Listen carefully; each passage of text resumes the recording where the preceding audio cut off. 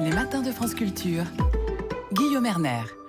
Et nous recevons Pierre Rosanvallon, historien et professeur au Collège de France. Bonjour Pierre Rosanvallon. Bonjour. Vous publiez un livre important, Notre histoire intellectuelle et politique, 1968-2018. Il paraît au Seuil. On a l'habitude des ouvrages où vous racontez l'histoire du suffrage censitaire, l'histoire de la République. C'est la première fois que vous livrez en quelque sorte votre histoire en tant qu'intellectuel et en tant qu'intellectuel de gauche, on peut le dire.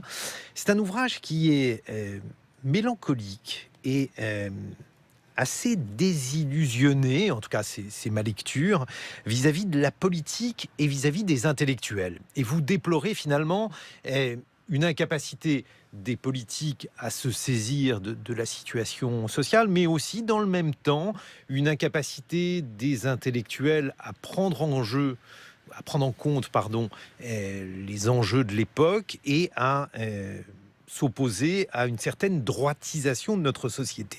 Et évidemment, cela fait complètement écho à l'actualité du jour, puisque si j'ouvre Libération, je remarque par exemple ce titre. En Allemagne, l'extrême droite, autrement dit l'AfD, fait même déraper la gauche, gênée par la montée et les outrances du parti d'extrême droite. Le SPD, les Verts et Die Linke sont partagés sur la stratégie à adopter pour ne pas perdre leurs électeurs. Ce titre, il fait écho par exemple à ce que l'on peut également trouver dans Le Point, nationaliste et socialiste à la fois, avec une photo de Jean-Luc Mélenchon. C'est plus polémique, mais enfin, cela montre quand même le désarroi, Pierre Rosanvallon, de la gauche par rapport à la montée du populisme et par rapport à la montée de l'extrême droite. Cela signifie-t-il que la gauche, finalement, est rattrapée par son impensé ? En tout cas, ce qui est sûr, c'est qu'il faut aujourd'hui sortir du désenchantement, de la déploration et de la mélancolie, en n'oubliant pas une donnée essentielle. C'est il y a 30 ans exactement, aux élections législatives en France de 1988, que le Front National a fait sa première percée en approchant les 15%. C'est-à-dire qu'aujourd'hui, on met à juste titre l'accent sur le succès relatif de l'AfD. Mais hier, c'était l'Italie. Avant-hier, c'était la Pologne et la Hongrie. Et puis, avant-hier, c'était les Flamands, c'était les Danois. Donc, nous sommes dans un grand mouvement historique auquel nous avons le sentiment d'assister de façon relativement impuissante. Et si j'ai écrit ce livre, c'est justement pour essayer de sortir de l'impuissance. J'ai écrit ce livre pour réarmer le présent. Et comment ? Comment ? Eh bien justement en comprenant pourquoi nous en étions arrivés là. Vous avez raison de dire qu'il y a une sorte de vide de la pensée de gauche. Car s'il y a une chose sûre, c'est que les progrès de l'extrême droite, et on peut dire plus largement de tous les populismes, ces progrès, ils sont indexés sur l'existence d'un vide. Ce sont des électeurs qui se raccrochent à quelque chose par des aspects, je dirais, les plus noirs, en quelque sorte, de l'histoire européenne. Mais si nous ne comprenons pas comment nous en sommes arrivés là, et pourquoi depuis 30 ans nous piétinons, parce que c'est bien ça. Mais alors justement, pourquoi les intellectuels de gauche sont-ils à côté de la plaque ? Eh bien, je dirais qu'ils ont été, pas tous et pas de la même façon, mais globalement, votre jugement est sévère, mais acceptons-le, en tout cas de façon temporaire, que les intellectuels sont à côté de la plaque. Je dirais, ils sont à côté de la plaque en termes très généraux pour dessiner des nouvelles visions, mais ils ne sont pas forcément à côté de la plaque pour parler précisément de la société. Les sciences sociales n'ont pas été aveugles depuis 30 ans. Elles ont parlé de tout un ensemble de phénomènes, des transformations de la société, des transformations du capitalisme, des transformations des banlieues. On a aussi bien analysé on peut dire, le désenchantement démocratique. Mais ce qui manque, c'est en quelque sorte le dessin d'un chemin. Et pourquoi n'y a-t-il plus ce chemin, on pourrait dire, une vision du progrès, pour faire très vite ? Eh bien, s'il n'y en a plus, c'est pour une raison, me semble-t-il, absolument essentielle, c'est que le monde intellectuel s'est organisé, on pourrait dire, autour de plusieurs refuges. Un premier refuge, je dirais, c'est un refuge moral, un refuge psychologique, c'est justement la mélancolie. en disant ce qui nous arrive est terrible et il faut vivre avec d'une certaine façon. Et là, évidemment, le nom de Benjamin a refait surface comme exemple de cette... Walter Benjamin, un grand philosophe essayiste allemand qui s'est suicidé de désespoir, justement, pendant la Deuxième Guerre mondiale, alors qu'il essayait de passer en Espagne. Mais c'est aussi un sentiment qui correspond au développement, on pourrait dire, d'une espèce d'un radicalisme, ce que j'ai appelé une radicalité d'impuissance. Une radicalité d'impuissance, c'est-à-dire une radicalité qui condamne absolument la société contemporaine, mais qui ne se donne pas les moyens de réarmer ce présent. Est-ce que ça veut dire que les intellectuels de gauche ont été trop à gauche ? Non, c'est pas.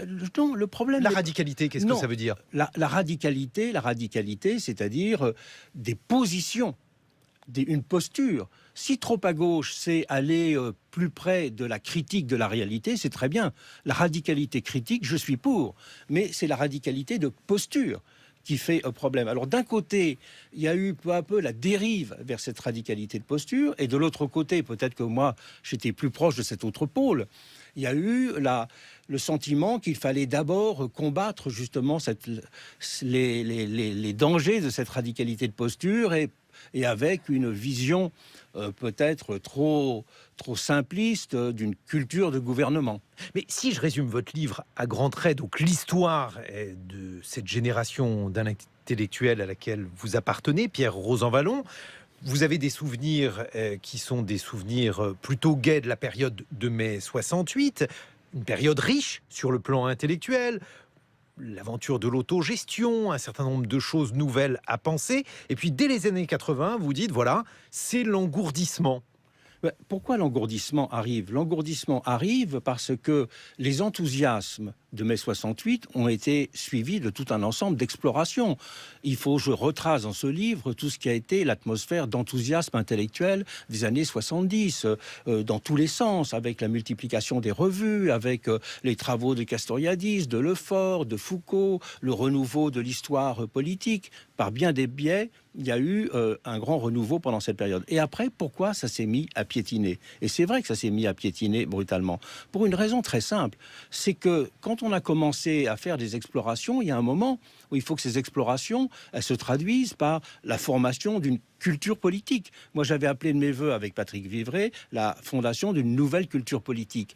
Mais cette nouvelle culture politique, elle n'a trouvé en fait qu'à ses moyens que dans l'ordre de l'extension des droits. C'est très bien, mais n'a pas trouvé complètement ses moyens dans l'ordre économique ou dans l'ordre social, la réinvention, on peut dire, de la sécurité sociale et de l'État-providence. Mais justement, est-ce que votre génération n'a pas perdu du temps avec l'autogestion ? Aujourd'hui, l'autogestion, on ne la voit nulle part. Même les kibboutz en Israël qui avaient poussé très loin l'autogestion sont aujourd'hui privatisés. On peut le regretter, mais en tout cas, ça n'a pas permis d'habiter de manière différente l'économie, Pierre Rosanvallon. L'autogestion était un mot d'ordre qui donnait une direction, mais ça n'était pas un modèle institutionnel. Mais le mot d'ordre, si le mot d'autogestion était un mot d'ordre d'accroissement de l'autonomie des individus, le fait que les gens puissent davantage prendre la parole, qu'ils ne soient pas simplement des machines et des robots dans les entreprises, tout ça reste d'actualité. Je dirais peut-être que le mot d'autogestion... Sauf que ça a été laminé par le capitalisme. C'était laminé par le capitalisme, mais aujourd'hui, voyons bien que nous avons aussi changé de monde. Toutes les idées neuves des années 70 ont été formulées en un temps qui est encore celui des 30 Glorieuses. Et donc, au fond, et d'une démocratie traditionnelle que l'on tendait moderniser, par exemple, simplement avec l'idéal de participation. Un capitalisme que l'on voulait encadrer avec un peu plus de syndicats, un État-providence qu'il fallait développer. Mais aujourd'hui, avec ce nouveau capitalisme, nous sommes entrés dans un autre type de société. Vous expliquez à la fois qu'il y a une désillusion, une forme d'engourdissement, c'est vous qui employez ce terme, oui, dans les années 80, et alors un vrai désenchantement vis-à-vis du politique, c'est-à-dire que la première expérience de gauche dans la Ve République, je parle évidemment de François Mitterrand, vous la racontez de telle sorte qu'on a l'impression que c'est le début du divorce entre les intellectuels et les politiques.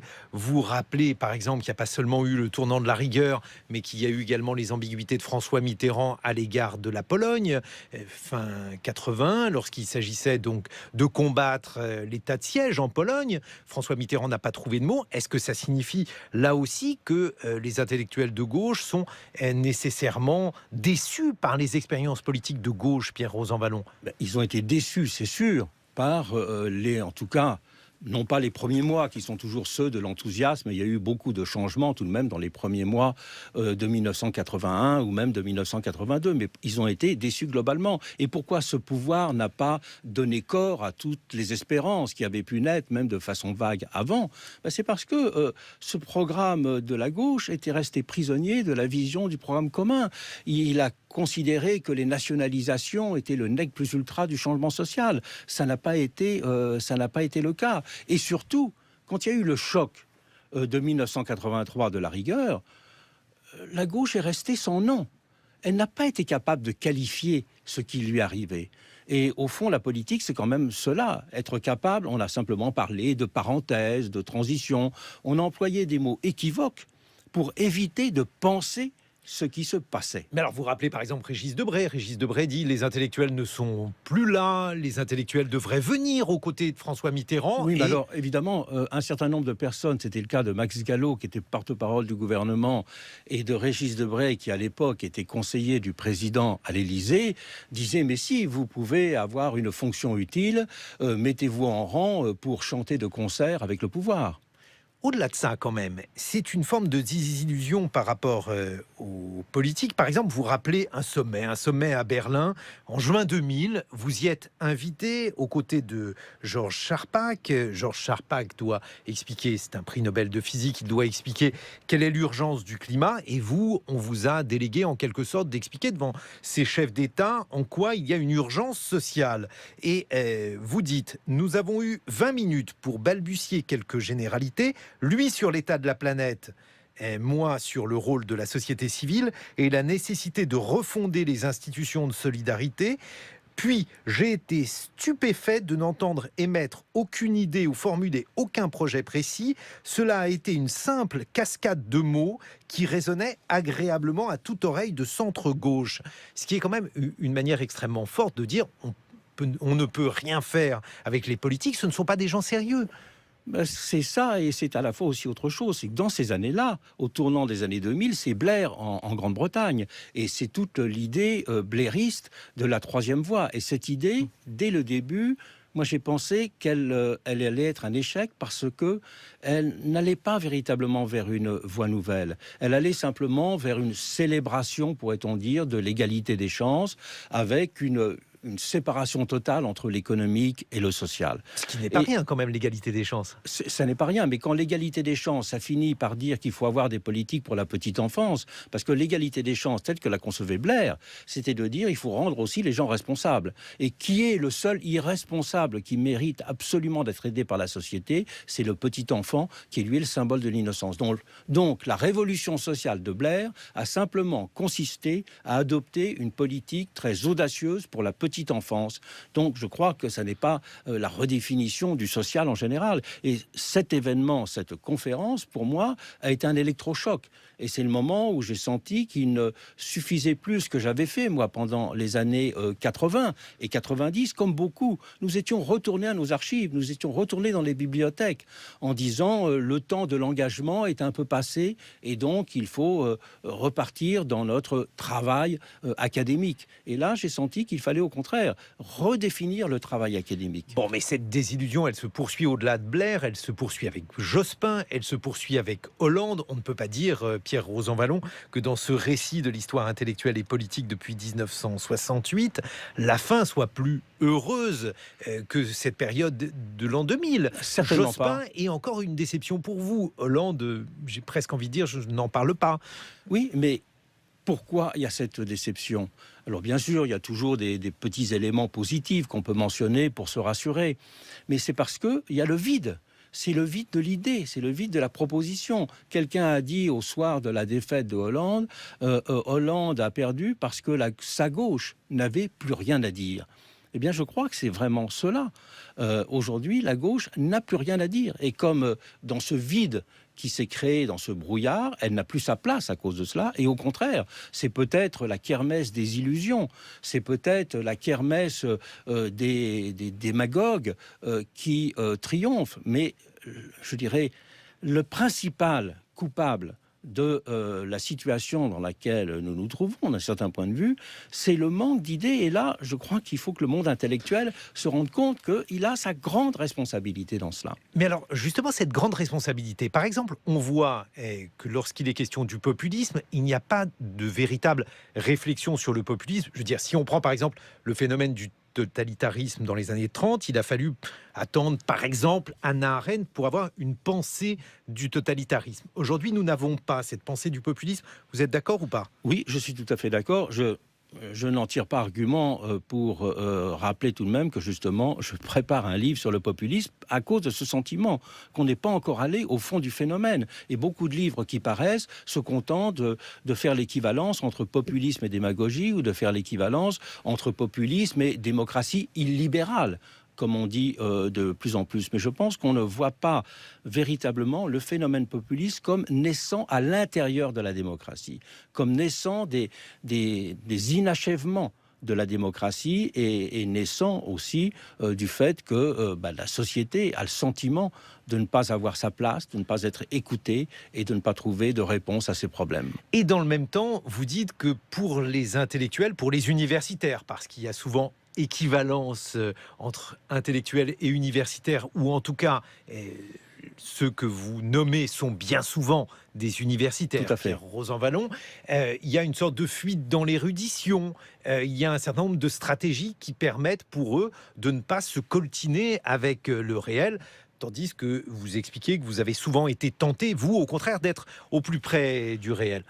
En tout cas, moi, cette fuite dans l'érudition, je peux dire que j'en étais partie prenante aussi, d'une certaine manière, dans les années 80-90, avec tous les livres de fond que j'ai fait sur l'histoire de la démocratie française. Mais maintenant, il faut aller plus loin. Et d'un certain point de vue, c'est ce que j'essayais de faire avec le programme de publication de la République des idées. C'est de rendre accessible au public, au grand public, les recherches en sciences sociales qui pouvaient le plus informer les débats contemporains. Aujourd'hui, juste un exemple, aujourd'hui, alors que l'on parle véritablement à coups de slogans et d'approximations de l'immigration, publier François Héran, qui est maintenant professeur au collège, ce que j'avais fait il y a quelques années, ça remet les pendules à l'heure. Par exemple, quand on parle des menaces d'envahissement des migrants qui viennent du Sahel, François Héran montre, dans un travail qui vient d'être publié dans Population et Société, qu'il y a simplement 2% des migrations du Sahel qui viennent en Europe, et que 98% restent des migrations inter-africaines. Donc je crois aussi que pour donner un ton plus concret à nos débats, pour que ce ne soit pas un débat dans les fantasmes, un débat dans les préjugés, eh bien il faut retourner aux sciences sociales, et parfois il y a des travaux très importants qui sont publiés.